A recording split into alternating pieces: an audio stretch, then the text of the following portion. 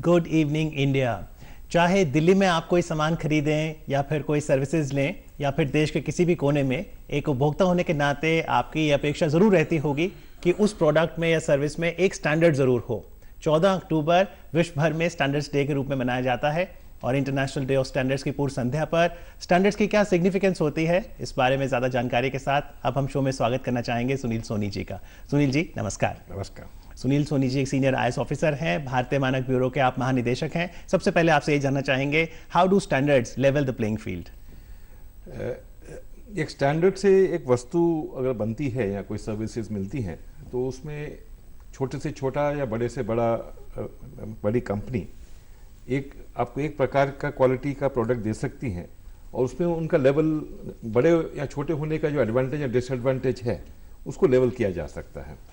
उसी तरह जैसे आपके पास एक सस्ती वस्तु मिलती है पर उस सस्ती वस्तु की क्वालिटी खराब है तो आप समझ सकते हैं कि ये वस्तु की क्वालिटी अच्छी नहीं है इसलिए सस्ती मिल रही है, तो इसलिए उसमें आपको बड़े छोटे का जो नुकसान फायदा होता है उससे बच सकते हैं। जी, यानी कहीं ना कहीं स्टैंडर्ड्स अगर हम फॉलो करेंगे तो हमें अपेक्षा अनुसार क्वालिटी भी मिलेगी और फिर स्टैंडर्ड्स वस्तु के लिए भी हो सकते हैं और सेवाओं में भी। जी हाँ, दोनों में हो सकते हैं। तो किस तरह सुनिश्चित करता है ये काम ब्यूरो ऑफ इंडियन स्टैंडर्ड्स? हम लोग दो मुख्य काम होते हैं। पहले तो हम लोग अपने एक्सपर्ट्स जो होते हैं उस एरिया के, उनको लाके स्टैंडर्ड्स क्या होने चाहिए एक उसका फैसला करते हैं और वो होने के बाद उसके पब्लिक के कमेंट्स बोला के फाइनलाइज किए जाते हैं। एक बार स्टैंडर्ड बन जाते हैं तो स्टैंडर्ड्स के अगेंस्ट में जो अपने आप को सर्टिफाई कराना चाहता है, कोई भी मैन्युफैक्चरर या सर्विस देने वाला संस्था जब आती है हमारे पास कि आप सर्टिफाई करें कि हम ये वस्तु स्टैंडर्ड के अनुसार बना रहे हैं, हम उसको ISI मार्क लगाने की उसको फिर लाइसेंस देते हैं और उससे वो जनता के सामने अपनी वस्तु लेके जाता है ISI मार्क के साथ और जनता को बताता है कि मेरी वस्तु एक स्टैंडर्ड के अकॉर्डिंग बनी हुई है या मैं सर्विस देता हूँ। यानी जो ISI का मार्क है ये एक स्टैंडर्ड का परिचायक है कि उस वस्तु में अगर ISI मार्क लिखा है तो उसकी क्वालिटी अच्छी है। जी। तो थोड़ा बताइए, इतिहास में यदि हम देखें तो 1947 से ही ये सफर शुरू हुआ ISI के नाम से और फिर BIS नाम कैसे पड़ा? ये 1948 में एक ISI करके एक सोसाइटी करके संस्था बनी थी उस समय और ये 1986 में एक पार्लियामेंट के एक एक्ट से ये BIS की संस्था की स्थापना हुई क्योंकि ISI संस्था में हम कुछ चीज़ें कर नहीं पा रहे थे, कोई लिमिटेशंस थी उसमें। वो लिमिटेशन दूर करने के लिए 86 में पार्लियामेंट ने एक एक्ट पास किया और ISI के सब एक्टिविटी BIS को उस समय सौंप दी गई। पर हमारा जो उसके पहले का मार्क था ISI का, वो BIS ने उसको कंटिन्यू रखा क्योंकि उसमें काफ़ी पॉपुलर हो गया था, लोगों में पहचान थी उसकी, तो वो पहचान को कायम रखने के लिए हमने वो मार्क को अभी तक खत्म नहीं किया है। तो थोड़ा मार्क के बारे में बताइए, ISI का जो मार्क है ये क्या दर्शाता है और कौन सा सही मार्क है? उसमें एक ISI सही मार्क होता है, उसमें ISI का एक फोटो में आपको दिखाता हूँ जी। वो होना चाहिए, उसके ऊपर में हमारा IS नंबर लिखा होता है कि ये कौन सा स्टैंडर्ड है और उसके नीचे में उसका लाइसेंस नंबर रहता है। तो जो ये जो मार्क है ये सही नहीं है? फिर ये सब कोई भी मार्क सही नहीं है इसमें। तो ये फिर ये गलती कर सकते हैं, कौन बनाता है अगर ये गलत मार्क लगा दें तो? ये कोई आदमी जो उस पर लाइसेंस जिसके पास नहीं है वो कोशिश करते हैं कि गलत मार्क लगा के लोगों की दिशा भूल करने के लिए, और हमारे कायदे में गलत मार्क लगाने पे थोड़ी पेनल्टीज के प्रोविजंस हैं। ये सही मार्क है आप सुनील जी? ये बिल्कुल सही मार्क है। थोड़ा बताएं कैसे पहचाने सही मार्क यही है? सही मार्क में एक तो जो ISI की जो शेप है, एक वो ISI और उसके ऊपर में जो बॉक्स बना हुआ है वो रहेगा, ऊपर में एक वो नंबर लिखा रहेगा जो IS नंबर है कि कौन से स्टैंडर्ड के अकॉर्डिंग ये वस्तु है, और नीचे में लाइसेंस नंबर उसका रहता है। तो इसमें अब जैसे IS 4151 लिखा है, हाँ, तो इसका क्या मतलब हुआ? ये 4151 हमारा स्टैंडर्ड है, तो ये वस्तु पे जो मार्क लगा है 4151 के रिक्वायरमेंट्स को मीट करेगा। और नीचे जो CML और एक संख्या लिखी है, ये हमारा लाइसेंस नंबर है कि जिसको हमने ये हक दिया है मार्क लगाने का, उसकी आइडेंटिटी है, मतलब वही यूज रहता है, बाकी लोग यूज नहीं कर सकते। तो फिर ये मार्क जो है ये मैन्युफैक्चरर लगाएगा? हाँ, मैन्युफैक्चरर लगाता है। मैन्युफैक्चरर। तो फिर आपका संपर्क ब्यूरो ऑफ इंडियन स्टैंडर्ड्स का मैन्युफैक्चरर के साथ कैसे रहता है? हम लोग ये लाइसेंस देने के पहले जो मैन्युफैक्चरर की फैक्ट्री को विजिट करते हैं, उसकी मैन्युफैक्चरिंग कैपेबिलिटी चेक की जाती है, उसके टेस्टिंग, उसके क्वालिटी कंट्रोल सिस्टम्स क्या हैं उसके पास में वो चेक करते हैं, और अगर हम इफ़ यू आर सेटिस्फाइड कि उसके he has the right production capability और टेस्टिंग कैपेसिटी, तब उसको ये हक दिया जाता है। उसके बाद में साल में 2 बार हम विजिट उसकी फैक्ट्री में कम से कम 2 बार विजिट करते हैं और मार्केट से भी सैंपल लेते रहते हैं बीच रैंडमली बीच में से, और कंफर्म करते हैं कि उसका प्रोडक्ट स्टैंडर्ड्स को अभी भी मीट कर रहा है कि नहीं कर रहा है। तो जैसा आपने बताया उस दृश्य में IS 4151 स्टैंडर्ड का नंबर था, तो कुल कितने स्टैंडर्ड्स बन गए हैं BIS के? हमारे पास में ऐसे प्रोडक्ट्स के 9000 स्टैंडर्ड्स हैं, और बाकी ऐसे सर्विसेज वगैरह मिला के पूरे 19000 स्टैंडर्ड्स हम बना चुके हैं अभी। 19,000, जिसमें 9,000 गुड्स के लिए हैं। जी हाँ। सर, अब क्या ट्रेंड बन रहा है कि जहां सर्विसेज को भी अपना रहे हैं स्टैंडर्ड्स? सर्विसेज पे अभी बहुत ज़्यादा काम हो रहा है आजकल। विश्व भर में भी सर्विसेज पे स्टैंडर्ड्स बहुत बन रहे हैं। जैसे आपके पास में एक उदाहरण मैं देना चाहूँ कि हॉस्पिटल्स में सर्विस किस ढंग से मिलेगी, उसके स्टैंडर्ड्स हैं। अभी स्टैंडर्ड्स बन रहे हैं कि एक फूड प्रोसेसिंग फैक्ट्री में आपके पास फूड चेन को हैंडल कैसे किया जाएगा। आप आएंगे तो आपके वर्कर ग्लव पहनेंगे, मास्क पहनेंगे, किस तरह से अपने हाथ पांव धोएंगे, उसके भी स्टैंडर्ड्स हैं कि आपके पास उपभोक्ता को जो वस्तु जाती है उसके लिए सेफ और सही ढंग से उसको वस्तु मिले। तो मान लीजिए हॉस्पिटल सेक्टर हुआ, बैंकिंग सेक्टर हुआ, वहां पे यदि सर्विसेज के स्टैंडर्ड हो जाएं तो मार्क फिर वहां पर भी ISI लगेगा? नहीं, वहाँ पे सर्विस का थोड़ा एक अलग मार्क है। सर्विस में ISI मार्क नहीं लगता, उसका दूसरा मार्क लगता है। उसका दूसरा मार्क है। जी, जी। ओके। और एक मार्क और होता है सुनील जी, हॉलमार्क, और वो खास तौर पे इस सीजन में लोग जानना चाहेंगे क्योंकि त्योहारों का मौसम है, सोना चांदी हर घर परिवार खरीदना चाहता है। थोड़ा हॉलमार्क के बारे में बताइए। ये हॉलमार्क का हमने काम सन 2000 में शुरू किया था। ये सोने और चांदी पे अभी मार्क लगता है।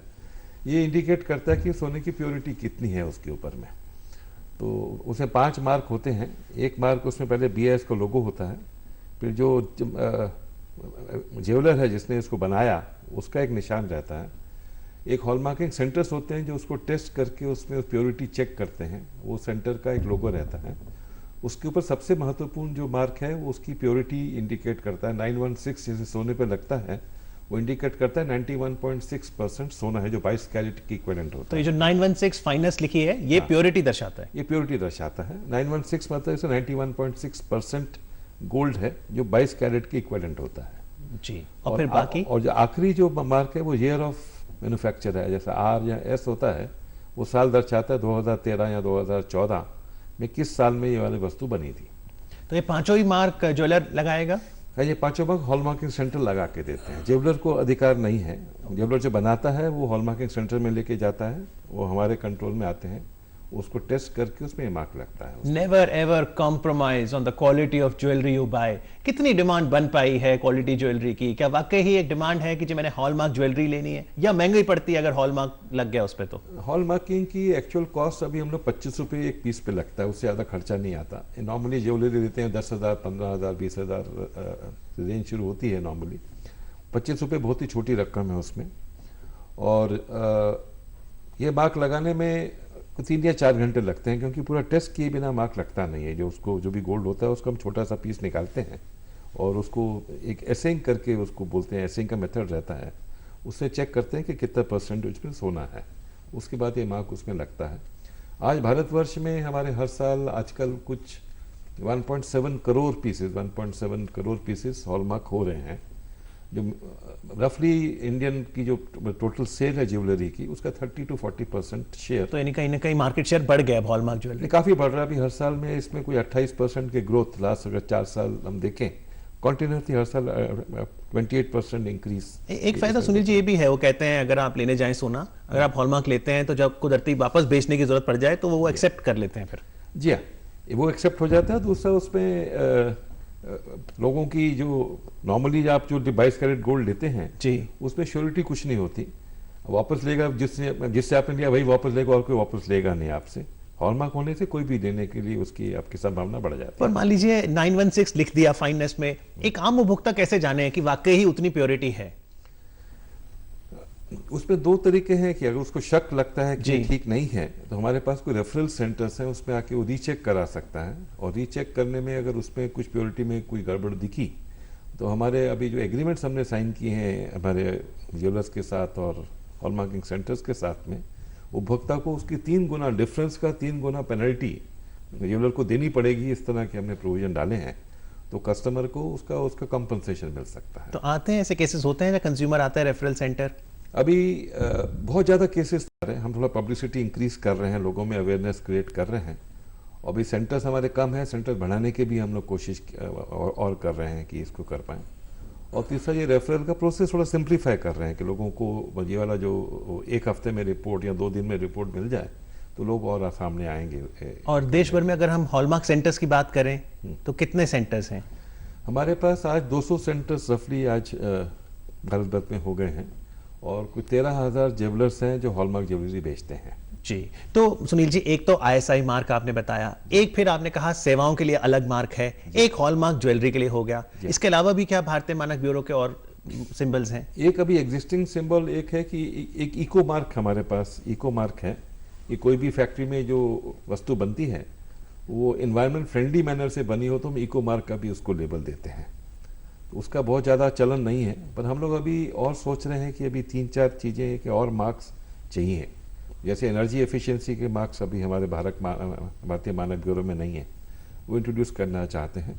आजकल पानी का बहुत इशू निकल, जैसे वॉशिंग मशीन है तो वॉशिंग मशीन वाटर एफिशिएंट है क्या, कम पानी यूज़ करती है कि ज़्यादा पानी यूज़ करती है, उसके मार्क हम सोच रहे हैं।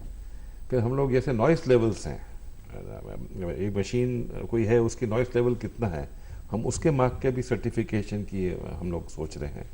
एनर्जी एफिशिएंसी जैसे आपके पास बल्ब्स हैं, CFL बल्ब हैं, LED बल्ब आपने लिए, वो कितने एफिशिएंट हैं ये दिखाने के लिए हम लोग एफिशिएंसी लेवल्स पे भी जा रहे हैं। तो ऐसे 4-5 मार्क्स अभी नए मार्क्स हम देने की सोच रहे हैं। इनफैक्ट अगले हफ्ते हम लोग एक डिज़ाइन कॉम्पिटिशन लॉन्च करने जा रहे हैं। ये सब मार्क्स को एक बार फ्रेश लुक देख के, अब जैसे BIS और ISI मार्क में थोड़ा लोगों को कंफ्यूजन होता है कि ये BIS क्या और ISI क्या है, तो ये कंफ्यूजन दूर करने के लिए और एक पूरा कॉम्प्रिहेंसिव इकोसिस्टम बनाने के लिए मार्किंग का हम लोग डिज़ाइन कंपटीशन करने जा रहे हैं जी, और उसमें थोड़े मार्क्स में इंप्रूवमेंट करें। जी, तो ये तो बहुत ही अच्छी बात आपने बताई कि एक डिज़ाइन कंपटीशन होगा और उसमें BIS से आप जुड़े रहेगा जानकारी में, आप भी लोग भी भाग ले सकते हैं उस डिज़ाइन कंपटीशन में। हाँ, पूरा एक ग्लोबल रहेगा डिज़ाइन कंपटीशन। 10 लाख का प्राइज देने वाले हैं। 10 लाख रुपए का प्राइस भी है। लेकिन एक बार फिर से इस लोगों पे नजर डाल लें, जैसे सुनील जी कह रहे हैं, कई बार अगर उपभोक्ता नहीं पहचान पाएगा तो फिर मुश्किल रहेगी लोगों की। इस बार की जो थीम है वो है standards level the playing field. ये भी एक कंपटीशन हुआ था जिसमें इस इमेज को प्राइज मिला सुनील जी। ये डाइस में तीनों 6 दिखाने से बताने की कोशिश हो रही है कि स्टैंडर्ड्स जो हैं कहीं ना कहीं लेवल प्लेइंग फील्ड सुनिश्चित करते हैं। ये मेरे ख्याल से मलेशिया के किसी एक एंट्री आई थी, वहां उनको सिलेक्ट किया गया था जी। ये विश्व भर में हमारे 3 जो संस्था हैं स्टैंडर्ड बनाने वाली, एक ISO, IEC और ITU, ये तीनों संस्था मिलके उन्होंने कंपटीशन किया था। और हर साल एक थीम देते हैं। इसे विश्व भर में ये जो कार्यक्रम होता है तो सभी लोग इसी विषय पे चर्चा एटलीस्ट फोकस करते हैं उसके ऊपर। तो कितनी जागरूकता बन पाई है फिर अब स्टैंडर्ड्स को लेकर? स्टैंडर्ड्स में थोड़ी भारत में थोड़ा और अभी काम करने की ज़रूरत है। अभी आज भी आम जनता स्टैंडर्ड की वस्तु की डिमांड उतना जितना करना चाहिए उतना नहीं करती है। कारण क्या है कि हमें स्टैंडर्ड्स की वस्तु लेंगे तो महंगा पड़ेगा, क्या कारण है? महंगा तो नहीं, एक तो ऐसा है कि हम जो उसको लाइसेंस देते हैं हम तो बहुत कम चार्ज करते हैं। नॉर्मली हमारा जो चार्ज है 0.2% से ऊपर नहीं होना चाहिए, हमारी पॉलिसी है। तो कॉस्ट डिफरेंट नहीं है तो फिर मैं क्वालिटी क्यों नहीं चाहूंगा? एक कॉस्ट डिफरेंस जो आता है वो आता है मैन्युफैक्चरिंग में। अगर एक आदमी सब स्टैंडर्ड प्रोडक्ट बनाता है उसका खर्चा कम आ सकता है, हो सकता है उसको खर्चा कम पड़े, तो डिफरेंस वहाँ पड़ता है, डिफरेंस मार्किंग में नहीं पड़ता। अब यह है कि जनता, आम जनता अगर उस तरह की वस्तु लेने में उनको कुछ ऑब्जेक्शन नहीं हो तो उसकी सेल हो जाती है। तो मेरे ख्याल से जनता में क्वालिटी गुड्स लेने की थोड़ी सी और हमको थोड़ा सा प्रमोट करना जरूरी है, जनता में भी थोड़ी जागरूकता होनी जरूरी है। तो BIS ज्यादा संपर्क किससे करता है, मैन्युफैक्चरर से या फिर कंज्यूमर से? हम लोग 3 लोगों से बहुत ज़्यादा संपर्क कर रहे हैं। अभी हमने उसको और स्ट्रेंथन कर रहे हैं। एक तो कंज्यूमर्स हैं, सबसे इंपॉर्टेंट हमारा कंपोनेंट कंज्यूमर्स हैं जी। दूसरा कंपोनेंट मैन्युफैक्चरर्स हैं और तीसरा कंपोनेंट रेगुलेटर्स हैं। रेगुलेटर्स मतलब जो वस्तु की क्वालिटी कंट्रोल करने में जो डिसीजन लेते हैं वो रेगुलेटर्स हैं। और चौथी एक मुख्य संस्था और होती है रिसर्च इंस्टीट्यूशंस, क्योंकि मैन्युफैक्चरर कभी कभी बोलता है कि हम ये चीज़ें बना पाएंगे नहीं बना पाएंगे, कंज्यूमर्स इनमें डिस्प्यूट होता है जी। तो रिसर्च इंस्टीट्यूशंस को भी हम इन्वॉल्व बड़ा एक्टिवली करते हैं कि क्या पॉसिबल है और क्या पॉसिबल नहीं है। सुनील जी, आज का अगर हम दौर देखें तो वहाँ पर एक जो चीज़ हमें सुनने को काफ़ी मिलती है वो है ई-कॉमर्स। कि जी मैंने वेबसाइट पे ही गया और वहीं पे मैंने खरीद फरोख्त कर ली। अगर अब मैं कोई चीज ई कॉमर्स के थ्रू लेता हूं, चाहे देश से या विदेश से, तो उसमें फिर स्टैंडर्ड्स का रोल क्या रहेगा? उसमें वही रहेगा, आप जब ई कॉमर्स साइट में जाएंगे जी, आप ISI मार्क वस्तु कौन सी है उसको प्रेफर करेंगे, तो आपको बोले कि ISI मार्क वस्तु क्वालिटी आपको मिलना एश्योर्ड हो जाएगी। पर जैसे आपने कहा आपका मेन फोकस कंज्यूमर से संपर्क करना है, तो कंज्यूमर का हक नहीं है कि उसको फर्स्ट प्लेस में चीजें मिले ही स्टैंडर्डाइज्ड। तो मार्केट में अगर कोई चीज स्टैंडर्डाइज नहीं है तो वो गैर कानूनी ना हो गई। वो ऐसी वस्तुएं मैंडेटरी सर्टिफिकेशन में होती हैं। हमारे BIS एक्ट में ऐसी प्रोविजन है कि सेंट्रल गवर्नमेंट कुछ वस्तुओं को मैंडेटरी कर सकती है। आज ऐसी 107 वस्तुएं आज भारतवर्ष में हैं जो मार्केट में बिना स्टैंडर्ड के बिक ही नहीं सकती। उसमें पीने का पानी है, सीमेंट है, कुछ स्टील की वस्तुएं हैं, कुछ बेबी फूड्स हैं या फीडिंग बॉटल्स हैं। जैसे ऐसे जो हेल्थ और सेफ्टी से बहुत इंपॉर्टेंट वस्तुएं हैं, ऐसी 107 वस्तुएं हैं।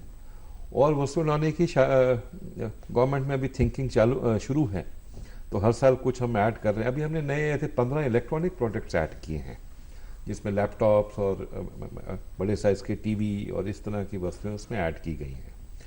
तो उसको और बढ़ाने की अभी ज़रूरत है ज़रूर, पर इंडस्ट्री को थोड़ा सा तैयार होना पड़ेगा। इंडस्ट्री कभी कभी ऑब्जेक्शन लेती है, तो हम लोग अभी सिंप्लीफाइड सिस्टम्स इंट्रोड्यूस कर रहे हैं। लाइसेंस देने के जो सिस्टम्स हैं उसको सिंप्लीफाई कर रहे हैं कि हम भी ज़्यादा लोगों को लाइसेंस दे पाएँ और उसमें मैन्युफैक्चर जल्दी से हमारे पास लाइसेंस देने के लिए आ पाएँ। जी, तो ये कॉन्टिन्यूस प्रोसेस है, उसको भी और स्पीड अप करना जरूरी है। अभी जैसे मेक इन इंडिया अभी कैंपेन आप लॉन्च कर रहे हैं, तो मेक इन इंडिया के लिए भी अगर आप भारत में सर्टिफिकेशन मैंडेटरी करते हैं तो वस्तु की क्वालिटी हम इंश्योर कर सकते हैं। दूसरा, उसमें कोई भी बाहर देश का एक कंटेनर ला के डंप कर दे इंडिया में, वो पॉसिबल नहीं रहेगा। फिर उसको उस क्वालिटी की वस्तु जब तक नहीं बनाएगा तब तक उसको इंडिया में उसको सेल करने का अधिकार नहीं मिलेगा। बिल्कुल। 25 सितंबर इसी साल हमने देखा भारतीय प्रधानमंत्री नरेंद्र मोदी जी ने make in India flagship programme launch किया। लेकिन अगर भारत में बनी हुई वस्तु ने ग्लोबली एक्सेप्टेबल होना है तो स्टैंडर्डाइजेशन का रोल बहुत इंपॉर्टेंट रहेगा। बहुत इंपॉर्टेंट है, बहुत इंपॉर्टेंट है। बहुत important। पर थोड़ा बताइए, भारतीय मानक ब्यूरो के और कौन से नए इनिशिएटिव्स हैं? आई केयर करके एक आपका प्रोग्राम है, वो क्या है?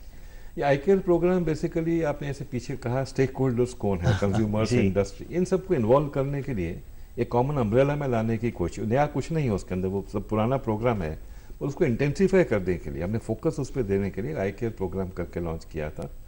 उसमें कंज्यूमर्स पे, इंडस्ट्री से और रेगुलेटर्स, ये तीनों के साथ हमारा संपर्क बढ़े और उनको हम लोग एजुकेट कर सकें कि स्टैंडर्ड्स की वैल्यू क्या है। मैंने कहा कि बोल सकें अब स्टैंडर्ड्स का लाइसेंस आप हमसे लीजिएगा, और रेगुलेटर्स को बोलना कि आप मैंडेटरी करें, क्योंकि मैंडेटरी करने का अधिकार स्टेट गवर्नमेंट्स का है या सेंट्रल गवर्नमेंट का है। तो तीनों को सेंसिटाइज करने के लिए, उनसे कोऑर्डिनेशन करने के लिए वाला प्रोग्राम लॉन्च किया था। और डोमेस्टिक मैन्युफैक्चरर्स के साथ साथ इंटरनेशनल जो मैन्युफैक्चरर्स हैं, उन्हें आप कैसे उनके साथ रिश्ता रखते हैं आप? आज हमारे पास में कुछ 460 या 470 ऐसे इंटरनेशनल मैन्युफैक्चरर्स हैं जिनको हमने लाइसेंस दिया हुआ है ISI मार्क यूज़ करने का। जब वो इंडिया में कोई भी वस्तु एक्सपोर्ट करते हैं इंडिया में, तो वो ISI मार्क लगा के ही वस्तु एक्सपोर्ट कर सकते हैं अगर वो मैंडेटरी सर्टिफिकेशन में है तो ऐसे 460 लाइसेंसेस हमारे पास में हैं और उनको भी हम लोग लाइसेंस देते हैं। तो अगर चलते अगर हम समझना चाहें, क्योंकि कल तो इंटरनेशनल डे ऑफ स्टैंडर्ड्स हैं, तो इसमें डिमांड होनी चाहिए कंज्यूमर की ओर से कि वो क्वालिटी प्रोडक्ट्स मांगे, इसीलिए सर्टिफिकेशन हो, और दूसरा मैन्युफैक्चरर को लगे वैल्यू एडिशन अपने प्रोडक्ट में अगर वो BIS का एक मार्क लगवाता है तो। जी, आज ऐसे स्मॉल एंड मीडियम इंडस्ट्री को इससे एक बहुत फायदा मिलता है, क्योंकि छोटी इंडस्ट्री है वो ज़्यादा एडवर्टाइजमेंट में खर्च कर नहीं पाती, पर वो ISI मार्क होने के लगा के लोगों को बता पाती है कि हमारी वस्तु भी अच्छी क्वालिटी की है। तो MSME में जो है माइक्रो स्मॉल और मीडियम एंटरप्राइजेस, लघु उद्योग, वो भी आते हैं BIS के पास? नहीं, हमारे लाइसेंस में सबसे अधिक संख्या MSME की ही है। आज 80% से ऊपर लाइसेंसेस हमारे MSME के ही हैं, और वो लाइसेंस लेके जैसे बोलो level, it creates a level playing field, तो they create a level playing field by putting ISI mark. तो प्रक्रिया क्या है? अगर मान लीजिए चाहे छोटा उद्यमी है या बड़ा मैन्युफैक्चरर है और वो कार्यक्रम देख रहा है और वो कहता है जी मैंने लाइसेंस लेना है, क्या सरल प्रक्रिया है? हाँ, लाइसेंस देने के लिए एप्लीकेशन उसको देनी पड़ती है। उसमें ज़्यादा कुछ हमने बहुत उसको कॉस्ट बहुत कम रखी हुई है। उसके बाद हमारे, जैसे मैंने पहले बताया, हमारे कुछ इंस्पेक्टिंग ऑफिसर्स हैं, वो फैक्ट्री जाके विजिट करते हैं, वो देखते हैं कि उनका मैन्युफैक्चरिंग प्रोसेस ठीक है कि नहीं है। फिर एक उसका सैंपल लेते हैं इंडिपेंडेंट टेस्टिंग के लिए, उसको लैब में भेजते हैं टेस्टिंग के लिए। अगर वो ठीक पाया जाता है तो लाइसेंस उसको तुरंत दिया जाता है। और एक बार लाइसेंस मिल गया तो उसका कोई ड्यूरेशन है? लाइसेंस नॉर्मली हम लोग 2 साल का देते हैं और फिर हर साल उसको रिन्यू करते रहते हैं। 2 साल के बाद वो भी आसान प्रक्रिया है कि रिन्यूअल में कोई प्रॉब्लम नहीं? रिन्यूअल में प्रॉब्लम कुछ नहीं होती, जब तक वो क्वालिटी मेंटेन करे तब तक कोई तकलीफ नहीं है। क्वालिटी मेंटेन ना करे तो फिर हम लोग थोड़ा सा फिर हम उसको फोर्स करते हैं क्वालिटी में, उसको ही should bring produce as per quality, तो लाइसेंस कैंसिल कर दिया जाता है। तो चलते चलते सुनील जी बताइए, कल इंटरनेशनल डे ऑफ स्टैंडर्ड्स वाले दिन क्या खास करेंगे BIS? हम लोग दिल्ली में तो एक स्कोप कॉम्प्लेक्स में एक सेमिनार कर रहे हैं, उसमें 3-4 एक्सपर्ट्स हमको इसके ऊपर में will give some good talks on this issue.